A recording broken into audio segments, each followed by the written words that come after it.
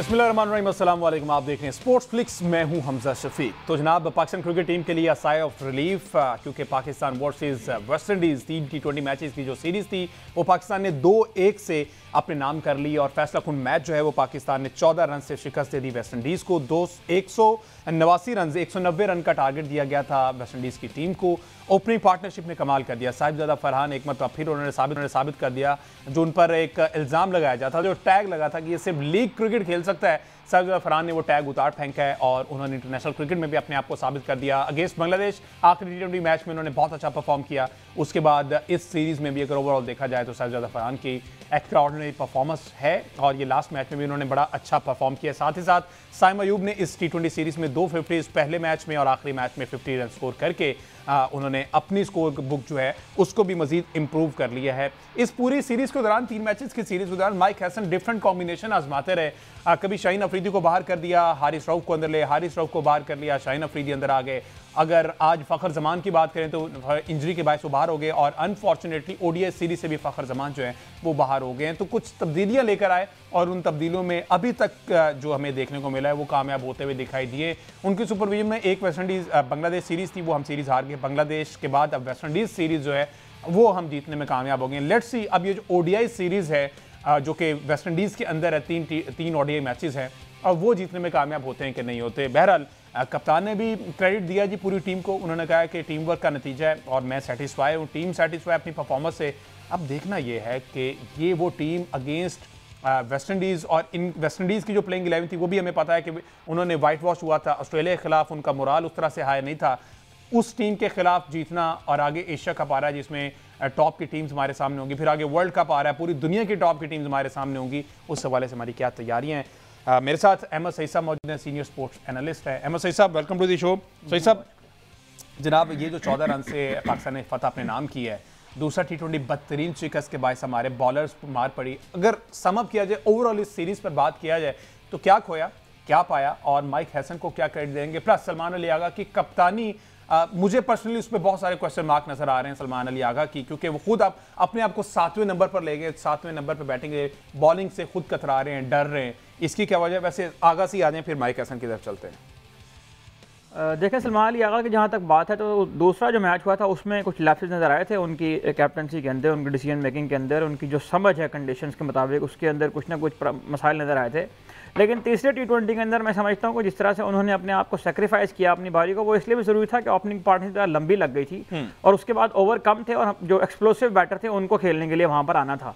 सलमान अली आगा का जो रोल है टीम के अंदर वो जाहिर है कि इस तरह का है कि उन्हें टीम को बैलेंस फराहम करना होता है। उस बैलेंस फराहम करने में सम टाइम्स ऐसा होता है कि अगर आगा हिमसेल्फ एक्सप्लोसिव आप कह लें बैटर हैं, बड़ी अच्छी इनिंग्स भी खेली आगा ने, कुछ स्ट्राइक रेट से मार नहीं खाते। देखें, स्ट्राइक रेट उनका बाकी टीम से तो कम है तकरीबन। बाकी टीम की अगर हम बात करें तो 130 प्लस के स्ट्राइक रेट तो ज़्यादा प्लेयर्स के हैं इसके अंदर, लेकिन आगा का जो स्ट्राइक रेट है वो तकरीबन 115-116 के दरमियान रहा है। और न्यूजीलैंड के अंदर उन्होंने गो के एक अच्छी बारी ली थी T20 के अंदर भी। लेकिन आगा को इस टीम में रखने का जो बुनियादी जो फलसफा नज़र आता है वो ये नज़र आता है कि एक प्लेयर ऐसा होना चाहिए कि जो टीम को बैलेंस फराहम करे। ऐसे प्लेयर्स को आमतौर पर T20 फॉर्मेट के अंदर जब ओपनिंग पार्टनरशिप लंबी लग जाए या टॉप ऑर्डर अच्छा परफॉर्म कर जाए तो फिर उनको इस तरह अपनी पोजीशंस को जो है वो सेक्रीफाइस करना पड़ता है। और मैं समझता हूँ कि इस किस्म के डिसीजन जो है वो T20 क्रिकेट में लिए जा सकते हैं। और जबकि आपका जो ओपनिंग स्टैंड है वो इतना अच्छा हो गया, वहाँ पर मोहम्मद हारिस को भेजना, मोहम्मद हारिस 2-4 बॉलों का प्लेयर है, वो आए छक्का छुक्का मार के निकल जाए तो इसमें कोई ऐसा मसला नहीं है। हसन नवाज़ हैं, वो उनकी फॉर्म भी अच्छी लगी हुई है। हसन नवाज़ को भी उन्हें एक ऑर्डर प्रोमोट कर दिया, अपनी जगह पर उनको भेज दिया, तो ये भी कॉन्फिडेंस बूस्टर हो सकता है। अच्छी बारी ली हसन नवाज़ ने भी इस मैच के अंदर। तो सलमान अली आगा का जो तीसरा मैच था उसमें तो मैं समझता हूँ कि जो उनकी कैप्टनसी थी वो बहुत बेहतर थी दूसरे मैच के निस्बत। बाकी जहाँ तक आपने ये बात की कि इस सीरीज में पाकिस्तान ने क्या खोया और क्या पाया, सबसे पहली बात तो ये है कि सीरीज़ जीतना इट सेल्फ कॉन्फिडेंस बूस्ट करने का बायस बनता है स्क्वाड के लिए। एक ऐसे स्क्वाड के लिए कि जो बांग्लादेश से जाकर सीरीज़ हार गया था, वो अगर वेस्ट इंडीज़ से आकर सीरीज़ जीत जाए तो मेरा ख्याल है कि ये एक अच्छी प्रोग्रेस है जिसको सेलिब्रेट भी करना चाहिए। लेकिन यहीं पर यह नहीं समझना चाहिए कि हम टॉप नॉच टीम्स के अगेंस्ट परफॉर्म करने के लिए अपने आप को रेडी टू गो समझें, या एशिया कप में जाने में हम जा रहे हैं तो वहाँ पर जिन टीमों से हमारा मैच होना है उनके साथ हम बिल्कुल भी कंपेयर नहीं कर सकते हैं जिस अपोजिशन के अगेंस्ट हम खेल रहे थे। ये कोई क्वालिटी अपोजिशन नहीं थी, इसमें फील्डिंग के बहुत मसाइल नज़र आए, इसमें हमें वो वैनम नज़र नहीं आया जो वेस्ट इंडीज़ की माजी की T20 टीम्स के अंदर नज़र आता था हमें, इसमें हमें कोई ऐसा प्लेयर, आखिरी मैच में शरफन रदरफोर्ड एक बहरहाल दिखाई दिए कि जो जेसन होल्डर के अलावा जो उस फ्रीडम के साथ खेलते हुए हमें नजर आए, जिसके लिए मशहूर है वेस्ट इंडीज़ के प्लेयर। तो इसमें एक्सपीरियंस की भी कमी थी, इसमें फिटनेस के लैप्सेस भी थे, इसमें फील्डिंग के मसाइल भी थे, और लेकिन बहरहाल पाकिस्तान टीम का सीरीज जीत जाना ये और पॉजिटिव नोट पर इसको ख़त्म करना ये एक अच्छी बात है। अच्छा, अब प्लेइंग 11 में जो तब्दीलियां की गई माइक हैसन की जानिब से, और सेटिस्फाई है कि इस तरह की तब्दीलियां होनी चाहिए। बैटिंग ऑर्डर में चले, फ़खर जमान को आप छोड़े, आपने बैटिंग ऑर्डर चेंज करने का वो भी ठीक है, समझ आती है। बॉलिंग की अगर बात की जाए, शाहीन को बाहर करना, जो इससे पहले कभी कोई सोच भी नहीं सकता था कि रनिंग सीरीज़ के दौरान अगर शाहीन खुदा न खासा इंजर्ड नहीं है तो वो शाहीन बाहर नहीं बैठते थे।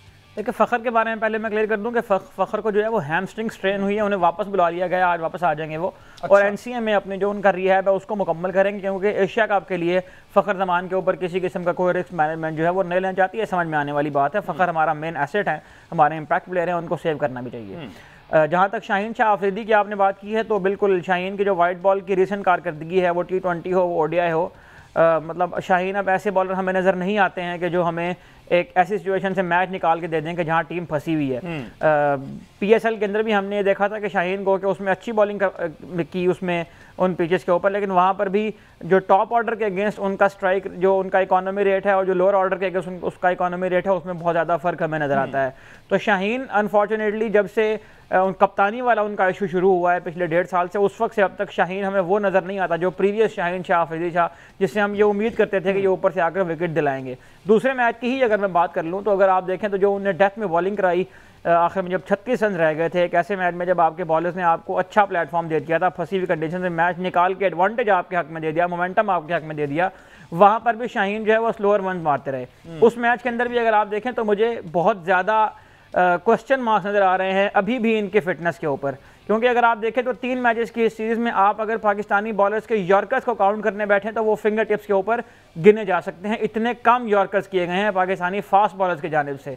और यॉर्कर्स ना करना इस बात का इंदिया भी है कि ये प्लेयर्स जोर लगाने से कासिर हो गए हैं, क्योंकि जोर लगता है बहुत ज़्यादा बार बार यॉर्कर आकर करने में। उमर गुल के बारे में ये मशहूर था कि वो डेथ में ओवर करते थे, तो उमर गुल हों या उससे पहले के जितने फास्ट बॉलर पाकिस्तान ने प्रोड्यूस किए, उनका फिटनेस लेवल भी उसके मुताबिक हुआ करता था। ये प्रॉब्लम उस वक्त इस वजह से हो रही है कि इन प्लेयर्स को हाफ फिट टीम के अंदर वापस लाया गया, और फास्ट बॉलर को जब फुली रिकवर ना किया जाए तो उसका अंजाम यही निकलता है कि अब वो जोर लगाने से भी कासिर हो गए। ठीक है, एक ब्रेक लेते हैं जी, ब्रेक के बाद वापस आते हैं। जो फिटनेस के मसाइल हैं हमारे बॉलर्स के शुरू हुए हैं, क्या माइक हैसन इस पर भी काम कर रहे हैं, क्योंकि आगे 2 इंपॉर्टेंट इवेंट आ रहे हैं पाकिस्तान को लेकर और पाकिस्तान उसमें बड़ा एक इंपॉर्टेंट रोल प्ले कर सकता है। एक ब्रेक के बाद ही स्टे विद अस।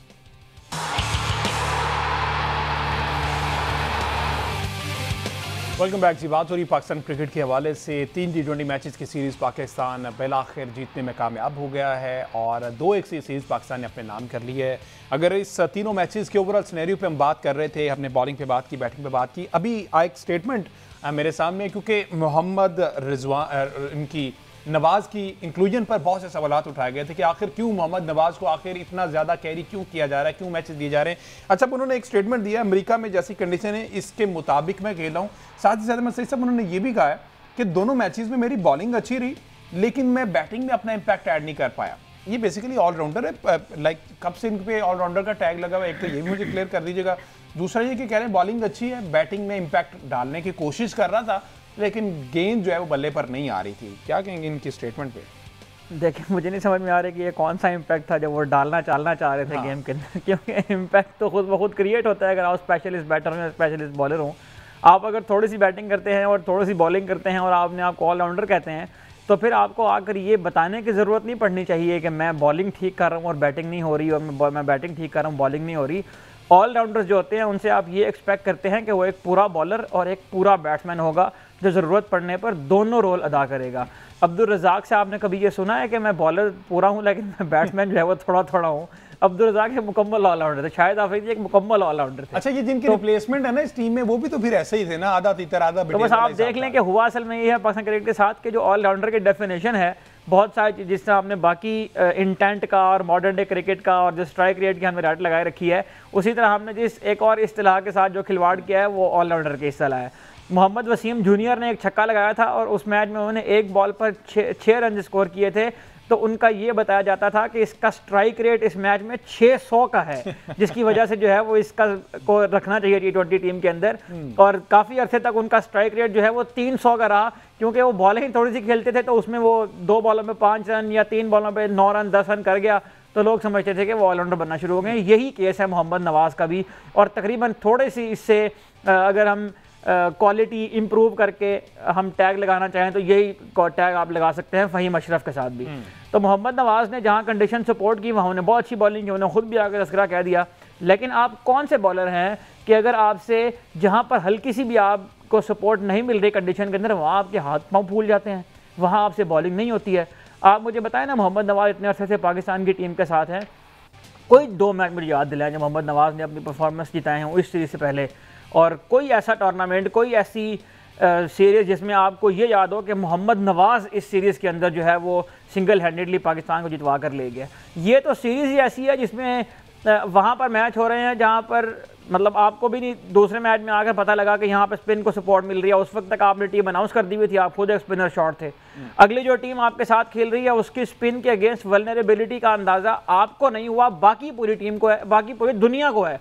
और आप ये कहते हैं कि हम डेटा के ऊपर बहुत ज़्यादा रिलाय करते हैं, तो फिर तीसरे मैच तक आपने क्यों ये अंदाज़ा करने में ज़ाया कर दिया कि हमारे पास स्पिनर होना चाहिए। तो जिस ऑपोजिशन के अगेंस्ट आप खेल रहे हैं, जिन कंडीशंस के अंदर आप खेल रहे हैं, वहां पर भी मोहम्मद नवाज ने परफॉर्म नहीं करना, तो फिर उन्हें कब परफॉर्म करना है। और ये कौन सा बॉलर होता है इंटरनेशनल क्रिकेट के अंदर जो आकर ये कहेगा जी मुझे कंडीशन सपोर्ट कर रही थी तो मैंने अच्छी बॉलिंग की, और जहां कंडीशन सपोर्ट ना करे वहां आपका कोच आकर कह देता है कि यहाँ पर पिच ही खराब थी। तो प्लेयर्स को तो पहले ही ध्यान बना हुआ कि अगर हम खुदा ना खास्ता मैच हार गए तो हम पिच के ऊपर डाल देंगे, कोच भी ये बात कर रहा है।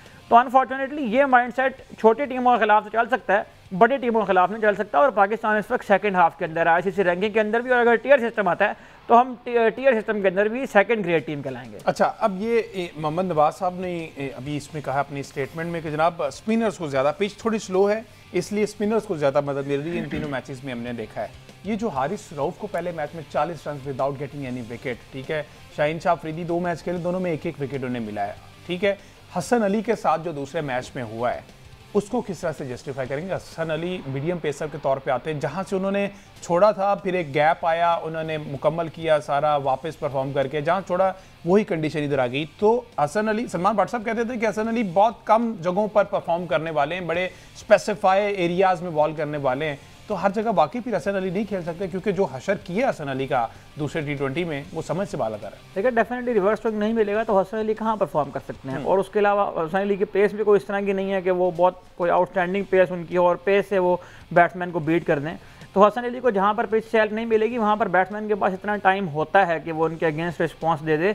और हसन का मसला ज़ाहिर है, हम इसलिए बात कर रहे थे कि एक लड़का अगर कंसिस्टेंटली आपके साथ टीम में रहे तो ही वो ज़ाहिर है कि उस ग्रुप का हिस्सा बनता है, परफॉर्म करता है। एक स्टेज के लिए वो आते हैं, फिर वो बाहर चले जाते हैं, उस दौरान वो लीग खेलते हैं, लेकिन पाकिस्तान की टीम के लिए खेलना उनकी प्रायोरिटी नहीं है, फिर हम उन्हें वापस ले आते हैं। तो फिर ये लड़के इस तरह ही हल्की फुल्की परफॉर्मेंस दे के तो साल में अगर वो 25 मैच खेलेंगे तो उनमें से 2 मैच में परफॉर्मेंस देंगे, उन 2 मैचेस की रील्स बनेगी, उन 2 मैचेस की वीडियोस बनेगी और सारी उनकी प्रमोशन होगी, और उसकी बुनियाद पर वो अगले 20 मैच भी और खेल जाएंगे।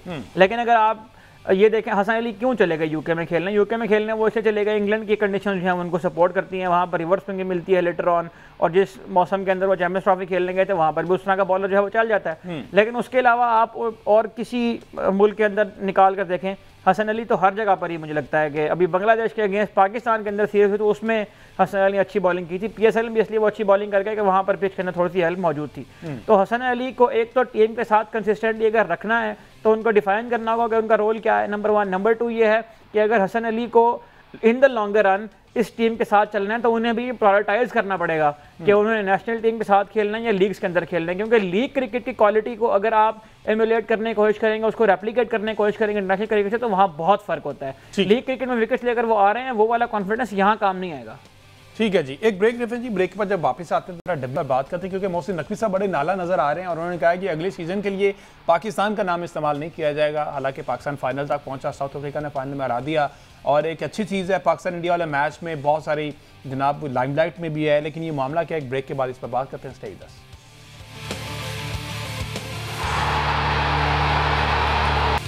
वेलकम बैक जी। बात हो रही है पाकिस्तान क्रिकेट के हवाले से। तो ब्रेक पर जाने से पहले जिस तरह से मैंने कहा कि नकवी साहब थोड़े से नाला नजर आ रहे हैं WCL को लेकर, उन्होंने वार्निंग दे दी कि नेक्स्ट टाइम पाकिस्तान का नाम जो है वो यूज़ नहीं किया जाएगा। ये खबर अब भारत में भी पहुंची है। प्लस साथ ये भी कहा गया कि ये कौन से रूल्स हैं कि जनाब जब पहले ग्रुप स्टेज में दोनों टीम्स ने, इवन इंडिया ने मैच खेलने से इनकार किया तो उनको किस बेस पर वो 1 पॉइंट दिया गया। सबसे पहला तो ये क्वेश्चन मार्क बनता है मसई साहब। वैसे तब क्या जस्टिफिकेशन दी गई थी WCL मैनेजमेंट की जानिब से कि आखिर क्यों 1 पॉइंट दिया गया, और जब अब उन्होंने वॉक ओवर दे दिया या बायकॉट कर दिया, व्हाट्सएवर आप जो भी नाम ले लें, तो अब जो है वो इसको किस तरह से हम कह सकते हैं?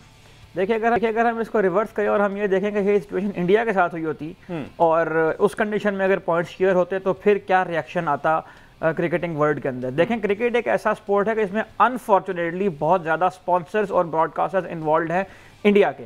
लेकिन मैं हमेशा से ये बात कर रहा हूँ कि ये सिलसिला अब ज़्यादा देर तक नहीं चलने वाला है, इसलिए कि ओलंपिक्स के आने के बाद जो डायनामिक्स चेंज होंगे क्रिकेट के और बाकी खेलों के की एमलगमेशन होगी, उसके बाद क्रिकेट बहुत ज़्यादा तब्दील आपको नज़र आएगी। WCL की अगर आप बात करें तो इसमें जो कि ओनर भी इसके इंडियन है, ये एक प्राइवेट टूर्नामेंट है जिसको ऑर्गेनाइज किया जाता है और जाहिर है कि इसका मकसद जो है वो आई बॉल्स हासिल करना होता है, उसके ज़रिए अपने जो कमर्शियल बेनिफिट्स हैं उसको हासिल करना होता है। आइडिया बहुत अच्छा था और पाकिस्तान के जो लेजेंड क्रिकेटर्स थे उन्होंने भी इसके अंदर शमूलियत इसलिए अख्तियार की कि अच्छा आइडिया है, एक सेहतमंद गेम जो है वो देखने को मिलनी चाहिए फैंस को। लेकिन जाहिर है कि एक ऐसा मुल्क हमारे हमसाये में मौजूद है कि जो बहुत ज़्यादा ऑब्सेस्ड है, उसकी जो पूरी मार्केट है वो चलती ही पाकिस्तान को बेच कर है और पाकिस्तान के ख़िलाफ़ तरह तरह की जो कलाबाजियाँ वो लगाते रहते हैं। और इस इवेंट के अंदर भी उनका जो पूरा बायकॉट रहा है उस बायकॉट की हैसियत बिल्कुल उस तरह की है क्योंकि मिनोज में से एक टीम उठे और वो गए कि हमने T20 वर्ल्ड कप नहीं खेलना, टूर्नामेंट पूरा हो गया है, सब कुछ हो गया है, फाइनल में जो 2 टीमें गई हैं उन्हें मैच भी खेल लिया है, सारा कुछ, एक टीम जीत गई है, एक टीम हार गई है। और यही होता है, हम अपनी फाइनल के अंदर पाकिस्तान की टीम अनफॉर्चुनेटली उसको जीतने में कामयाब नहीं हुई है, लेकिन थ्रू द टूर्नामेंट जो परफॉर्मेंस उनकी रही है उसको हम अप्रिशिएट करते हैं। हम साउथ अफ्रीका की टीम को मुबारकबाद पेश करते हैं। डिविलियर्स ने बहुत शानदार इनिंग्स जो उन्हें खेली है और वन साइडेडली उन्होंने उस मैच को जो है वो साइड पर कर दिया। वो तो हमारे वहाब रियाज साहब की नो बॉल करवाने की आदत जो है वो लेके बैठ गई, वरना तो शायद वो कैच हो गया था। मोहम्मद आसिफ अली ने अपने पूरे कैरियर में शायद इतना अच्छा कैच नहीं पकड़ा था जितना उन्हें उस दिन डिविलियर्स का पकड़ लिया। लेकिन अनफॉर्चुनेटली नो बॉल हो गई, फिर कैच मिस हो गया और डिविलियर्स ने, तो दोनों टीमें अच्छे अंदाज में रुखसत हुई हैं। और एक टीम ऐसी थी कि जो उस टूर्नामेंट से रोते रोते रुखसत हुई है, उस टूर्नामेंट से बाहर होने के बाद भी उनका रोना धोना जारी है और वो इतने डिफेंसिव हो गए हैं कि उनको उसकी भी वजाहत देनी पड़ी है कि हम बाहर क्यों हुए हैं, और हम जब बाहर हुए तो शायद अफरीदी वहाँ खड़ा था, हम तो ग्राउंड आया नहीं थे, इस तरह की बातें हैं। अच्छा, अपने क्रिकेटर्स और अपने जर्नलिस्ट भी इन पर बात करने लग गए हैं कि जनाब इनको ऐसा नहीं करना चाहिए था। बहरहाल उस टाइम कहाँ थे जब ये ऐसी हरकत, जब अकल ना हो तो फिर जब अकल ना हो ना, और जब आपको प्रेडिक्ट करने की सलाहियत ना हो, फ्यूचर का विजन देखने का आपके अंदर सलाहियत ना हो, तो फिर आप इस तरह की बातें करते हैं। अब एहसास होना शुरू हुआ है कि हमने कितनी बड़ी चवल मार दी है। माफ़ी दीजिएगा मेरे अल्फाज के लिए। मैं जिस कंडीशन में हम इस सारी चीज़ को एनालाइज करते रहे, जिस किस्म की बचगाना हरकतें वहाँ से होती रही हैं और कोई लफ्ज़ मिल नहीं रहे हमें उनके बारे में इस तरह बात करने के लिए। WCL पर आपने जो बात की है उसमें मोहसिन नकवी साहब ने ये कहा है कि पाकिस्तान, ऐसा नहीं है कि हम पाकिस्तान की टीम उसमें शिरकत नहीं करेगी, हम इस तरह की सरगर्मी की हौसला अफजाई करते हैं, लेकिन चूंकि वहाँ पाकिस्तान का नाम इस्तेमाल होता है और बतौर एक जिम्मेदार नेशन के पाकिस्तान के नाम के ज़ाहिर है एक तकद्दुस है, उसका एक वैल्यू है, तो हम उसको ऑथोराइज कर देंगे। अगर NOC देता है PCB नाम इस्तेमाल करने का तो नाम भी इस्तेमाल होगा, लेकिन इस नाम को इस्तेमाल करने की ज़ाहिर है एक रूल्स एंड रेगुलेशंस होने चाहिए। तो ऐसा नहीं है कि उसमें नहीं जाएंगे, हम इस तरह की सरगर्मियों को प्रमोट करना चाहते हैं। खेल हर हाल में जारी रहना चाहिए, क्रिकेट हर हाल में जारी रहनी चाहिए, लेकिन उन्होंने ये रेगुलेशन के अंदर ये बात ज़रूर शामिल की है कि पाकिस्तान का नाम अगर इस्तेमाल करना है तो उसकी इजाज़त लेनी पड़ेगी पाकिस्तान क्रिकेट बोर्ड से। बिल्कुल ठीक है। अच्छा, एंड पर ज़रा जाते जाते सुरेश रैना ने एक ट्वीट किया है, क्योंकि घटिया लोग घटिया ही रहते हैं, बिलो द बेल्ट सोच है और उनकी वो जो अप्रोच है ना वो भी आप वहीं तक ही महदूद है। तो उन्होंने जो ट्वीट किया है, एक तो उन्होंने क्रेडिट दिया है साउथ अफ्रीकन्स को, प्लस उन्होंने जो 7 अल्फाज पाकिस्तान के बारे में कही है ये उनको सूट नहीं दे। वैसे क्या परफॉर्मेंस की, लेकिन जब अपनी परफॉर्मेंस ना हो तो फिर आपको दूसरों के खिलाफ बात करने के लिए किसी और का सहारा लेना पड़ता है, और उनको इस कंडीशन में एबी डिविलियर्स का नाम याद आया है। सुरेश रैना ने पाकिस्तान के अगेंस्ट वो जो कहा था ना कि हम खेलते तो हम इनको उखाड़ देते, पछाड़ देते, कर देते, मैं तुम्हारे बताता हूँ अभी तुम्हारी औकात क्या है। पाकिस्तान के खिलाफ 26 मैच इन्होंने खेले हैं वाइट बॉल क्रिकेट में और सिर्फ 2 50 हैं इनके। अच्छा, पाकिस्तान के खिलाफ 6 T20 मैच ये खेले हैं सुरेश रैना साहब सिर्फ 47 रन उन्होंने बनाए हैं। उसमें से भी एक इनिंग्स जो मीरपुर में इन्हें खेली थी 28 बॉलों पर 35 रन इन्होंने बनाए थे, वो अगर निकाल दें तो पीछे वही बकवास बनती है जो ये पीछे वही बकवास रह जाती है जो टीवी के ऊपर बैठकर करते हैं। 115 का इनका स्ट्राइक रेट, 109 का इनका स्ट्राइक रेट है टी20 में पाकिस्तान के खिलाफ। ये तुम्हारी हैसियत है, ये तुम्हारी परफॉर्मेंस है और ये तुम्हारी औकात है। तुम आते फिर मैच खेलते हैं ना, क्यों नहीं खेला मैच? मर्द के बच्चे बनते और मैच खेलते, उसके बाद अगर तुम ये बकवास करते हो समझ में भी आती थी, लेकिन आपने बाइकआउट कर दी है। अब क्यों आपकी दुम के ऊपर आग लग रही है? अब क्यों आपको ये समझ आ रही है कि हमने चवल मार दी है? अब क्यों आपको ये समझ आ रही है कि फाइनल खेलना चाहिए था? अगर नहीं खेला तो फिर अपने टेंटा बंद रखें, और अगर आपने बक करनी है तो फिर वो बक करते रहे। उसको आपको इसके अलावा काम को नहीं आता ना। बिल्कुल ठीक, बेगानी शादी। ये वीरेंद्र सहवाग टाइप सुरेश रैना जो है वो इस किस्म के आदमी है बातें करने में। तो आप इनका अपना रिकॉर्ड निकाल के देख लें, ना इनका कोई रिकॉर्ड है, ना इनकी कोई लेगेसी है। जो रही सही लेगेसी इंडियन क्रिकेट की थी भी, उसको भी अपने पैरों तले रौंद कर उसका बाइकआउट कर आगे इस तरह करते हैं। अगर आप जंग जीते हैं अपने तो यहाँ पे समझते हैं, तो जीते हुए इस तरह करते हैं। अफसोस है तुम्हारी इस जीत पे अगर तुम समझते हो कि हम जीते। इन लोगों से क्या ये अफसोस करना, इन लोगों पे सिर्फ अफसोस खुद से कर सकते कि हमारे ये हमसाए अनफॉर्चुनेटली, और हमें इनके साथ रहना है जिस तरह से भी रहना है। बहरहाल एशिया कप आगे आ रहा है, बड़ा इंपॉर्टेंट इवेंट है, उस हवाले से देखना ये कि क्या वहाँ पर भी ऐसी ही हरकत होगी, क्योंकि कहा यह जा रहा है कि बहुत सारे इंटरनेशनल इवेंट जो है वो इंडिया ऑर्गेनाइज करने जा रहा है, होस्ट करने जा रहा है। उस प्रेशर में आके अब हो सकता है कि एशिया कप का बायकॉट ना करें, वरना इनकी तैयारी पूरी थी। आने वाले शोज में इस पर फर्दर भी बात करेंगे, डिटेल डिस्कशन करेंगे, फैक्ट्स एंड फिगर के साथ डिस्कशन करेंगे। तब तक के लिए मुझे दीजिए इजाजत। अल्लाह हाफिज़।